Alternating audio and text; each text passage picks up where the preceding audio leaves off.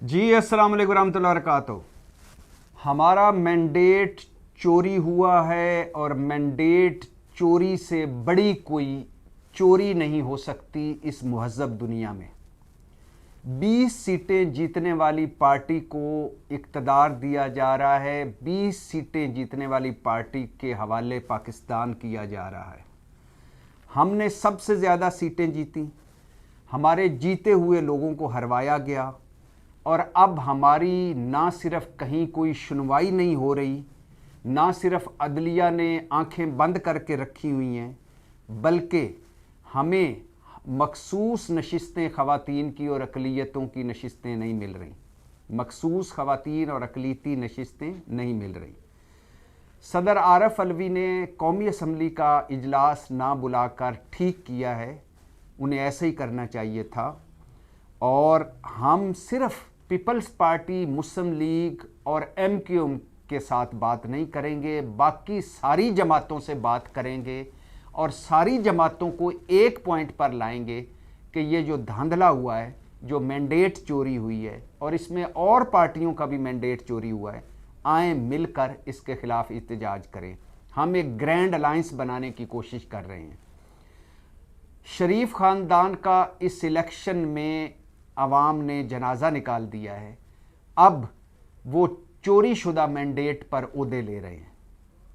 ये सब कुछ कहा है जी इमरान खान ने, वो अडयाला जेल में सहाफ़ियों से गैर रस्मी गुफ्तगू कर रहे थे। एक तरफ जहां इमरान खान ग्रैंड अलायंस की बात कर रहे हैं और जहां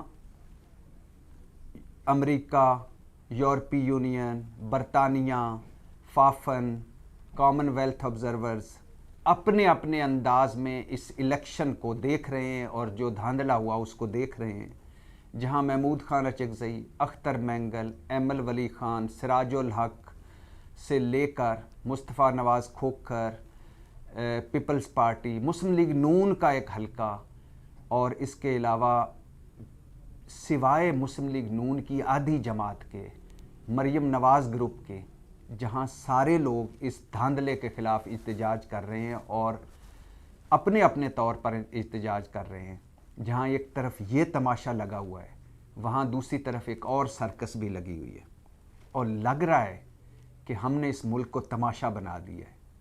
एक तमाशा लगा हुआ है, एक सर्कस लगी हुई है और हम इस दुनिया को बताना चाहते हैं, साबित करने पर तुले हुए हैं कि पाकिस्तान एक फेल्ड स्टेट है और पाकिस्तान मखौलिस्तान बन गया है।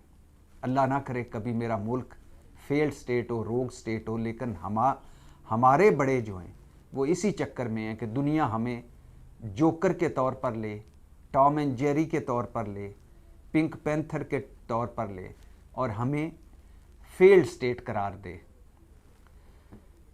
तहरीक इंसाफ जिससे बल्ला छीन लिया गया, जिसकी तहरीक इंसाफ जिसको तोड़ दिया गया, तहरीक इंसाफ जिसको प्लेइंग फील्ड नहीं दी, तहरीक इंसाफ जिसका सरबराह जेल में 3 ऊपर नीचे इलेक्शन से पहले सज़ाएं सुनाई गई, तहरीक इंसाफ जिसके उम्मीदवारों, तजवीज़ कुनिंदों, तईद कुनिंदों, कागजात नामजदगी और क्या क्या क्रैकडाउन जिस पर नहीं हुआ, उसने इस इलेक्शन में 76 साल तारीख़ बदली, इलेक्शन साइंस बदल दी, वो जीती, अवाम ने उसे वोट दिया और बिलाशुबा सब पाकिस्तान की सबसे बड़ी जमात बनकर उभरी।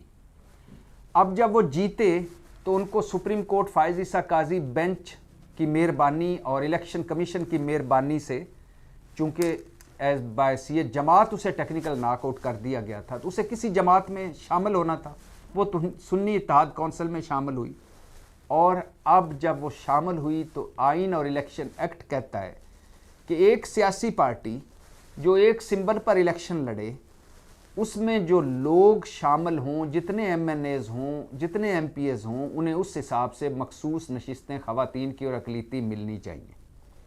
सबको नशिस्तें मिल गई, पीपल्स पार्टी को, नून को, सारी जमातों को, लेकिन सुन्नी इत्तेहाद कौंसिल मतलब पाकिस्तान तहरीक इंसाफ को नहीं मिली। क्यों नहीं मिली? इसलिए कि पंजाब में मरियम नवाज़ आसानी से वज़ीर आला बन जाएं, उनके स्पीकर, डिप्टी स्पीकर आसानी से बन जाएं, मुराद अली शाह को कोई प्रॉब्लम ना हो और इधर शहबाज शरीफ आसानी से वज़ीर आज़म बन जाएं, स्पीकर कौमी असम्बली, डिप्टी स्पीकर आसानी से हो जाए और सदर आसानी से मुंतखब करवा ले। दो खबरें देता जाऊं। एक तो अब ये जो इलेक्शन कमीशन में मखसूस नशिस्तों का केस है तहरीक इंसाफ का, सुन्नी इत्तेहाद काउंसिल का, इसको कम अज़ कम 1 महीना ये ज़रूर लगाएंगे और उससे पहले सदर का इलेक्शन करवा देंगे। अच्छा, अब मिसालें मौजूद हैं कि पाकिस्तान तहरीक इंसाफ ने 2018 में देर से फहरिस्त दी और उनको नशिस्तें मिल गईं, और इसके अलावा बाप पार्टी ने देर से नशिस्त दी, उनको नशिस्तें मिल गईं, और इधर इस बार मखसूस नशिस्तें नहीं दी गई तहरीक इंसाफ को, और उन मखसूस नशिस्तें दिए बिना पंजाब और सिंध के इजलास बुलवा लिए, उनके हलफ उठवा लिए मेंबरान से, डिप्टी स्पीकर मुंतखब करा लिए, वज़ीर आला वज़रा आला दोनों सूबों के मुंतखब करवा लिए। जब अपोजिशन के पास उनके पूरे मेंबर ही नहीं हैं तो वो कैसे इलेक्शन लड़ेगी? किसी ने इसके बारे में नहीं सोचा और सोचना भी नहीं है। बुरानों में से एक नया बुरान, और इस सारे चक्कर में अब इलेक्शन कमीशन में 10 पटिशनें आ गई हैं। पटिशन तो एक होनी चाहिए तहरीक इंसाफ की, इलेक्शन कमीशन के आगे के हमें मखसूस नशिस्तें थे, उसमें और जमातें, अकबर एस बाबर की पटिशन, नून लीग की पटिशन, पीपल्स पार्टी की पटिशन, फलानी पटिशन, 10 पटिशन्स आ गई हैं। और इलेक्शन कमीशन ने ये नहीं कहा कि भाई आप तो इसमें फरीक ही नहीं है, सारों को नोटिस कर दिए कि केस जितना लंबा हो सकता है हो जाए। अब एक तरफ तो ये तमाशा लगा हुआ है, एक तरफ तहरीक इंसाफ को सज़ाएं देने का तमाशा लगा हुआ है, और तीसरी तरफ एक और तमाशा लगने को है कि सदर आरिफ अलवी के ख़िलाफ़ सुना जा रहा है कि आइन शिकनी का जब वो सदारत से हटेंगे तो मुकदमा चलाया जाएगा। अब एक बात, सदर आरिफ अलवी के इस मुकदमे पे आने से पहले एक बात बताता जाऊं कि अगर सदर आरिफ अलवी कौमी असम्बली का इजलास नहीं बुलाते, अगर सदर आरिफ अलवी कौमी असम्बली का इजलास नहीं बुलाते तो राजा परवेज़ अशरफ कौमी असम्बली का इजलास नहीं बुला सकते। अगर सदर आरिफ अलवी कौमी असम्बली का इजलास नहीं बुलाते और उन्होंने नहीं बुलाया तो राजा परवेज़ अशरफ भी कौमी असम्बली का इजलास नहीं बुला सकते। क्यों? क्योंकि इनके पास इस वक्त आइनी इख्तियार नहीं है, वो महज अलामती तौर पर इस ओहदे पर हैं, वो अबूरी स्पीकर हैं। तो अगर वो इजलास बुलाएंगे तो वो भी गैर आइनी होगा और वो इजलास भी गैर आइनी होगा। लेकिन इस मुल्क में आइन, जमहूरियत, सिविलियन बालादस्ती, वोट की इज़्ज़त, पार्लियामेंट, अदलिया, असूल, मंतक, इखलाकियात, ये सब फजूल चीज़ें हैं, ढकोसले हैं, कोई इन पर अमल नहीं करता।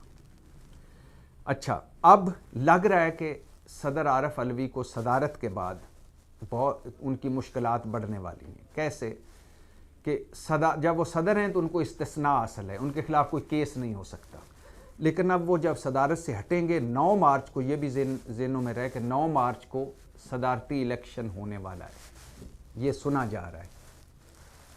और पंजाब, सिंध, केपी, मरकज़ में मखसूस नशिस्तें तहरीक इंसाफ को दिए बिना ये सदारती इंतखाब भी होगा। मतलब सदारती सदर भी मुंतखब करा लिया जाएगा जबकि तहरीक इंसाफ के पास पूरे मेंबर नहीं होंगे। तो सदर आरिफ अलवी को एक तो आइन शिकनी का मुकदमा उन पर चल सकता है, दूसरा तोशा खाना का सुना जा रहा है कि मुकदमा उन पर कायम किया जा रहा है कि तोशा वो बैसियत सदर उन्होंने कितने तोहफे लिए, कितने डिक्लेयर किए, और तीसरा असास से उन और उनकी फैमिली के पास जो असासे हैं वो ज़राए आमदन से ज़्यादा हैं, इस पर भी केस हो सकता है। अब आ जाइए इस पे कि सदर आरिफ अलवी के ख़िलाफ़ अगर आइन शिकनी का मुकदमा चलाना है तो चलाएं, शौक़ से चलाएं। लेकिन ये बुरान जो अब एक पैदा हुआ है कि जिसमें सदर ने असम्बली इजलास बुलाने से इनकार कर दिया, ये बुरान क्यों पैदा हुआ है? इसलिए कि मखसूस नशिस्तें नहीं दी जा रही तहरीक इंसाफ को, हाउस मुकम्मल नहीं है कौमी असम्बली का। और ये किसने बुरान पैदा किया? इलेक्शन कमीशन ने। अब सुप्रीम कोर्ट ने अपने 2 फैसलों में लिखा है कि इलेक्शन कमीशन ने आइन की खिलाफ वर्जी की, बल्कि इलेक्शन कमीशन ने आइन को नए सिरे से लिखा। तो अगर जमहूरियत को पटड़ी से उतारा, अगर सदर आरिफ अलवी के खिलाफ आइन शिकनी का मुकदमा कायम होना है तो चीफ इलेक्शन कमिश्नर और इलेक्शन कमीशन के खिलाफ भी आइन शिकनी का मुकदमा कायम करें। उन्होंने तो 2 मरतबा आइन तोड़ा है। फिर गवर्नर केपी जो मौलाना के समधी हैं, उनके बारे में भी सुप्रीम कोर्ट के फैसले में है कि वो आइन शिकनी के मुर्तकब हुए, आइनी खिलाफ वर्जी के मुर्तकब हुए, तो उन पर भी मुकदमा करें।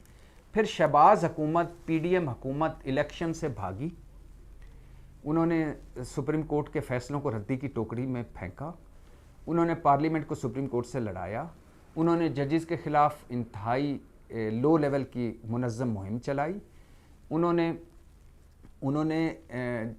जजेस को खुली धमकियां दी, उन्होंने आइन जो 90 दिन में इंतखाब करवाता है उस पर अमल नहीं किया आइन पर। तो शहबाज हुकूमत मतलब पीडीएम हुकूमत को इससे भी जवाब तलबी होनी चाहिए। सदर आरिफ अलवी अकेले क्यों, इलेक्शन कमीशन, गवर्नर और शहबाज हुकूमत पर भी आइन शिकनी के मुकदमे कायम किए जाएं।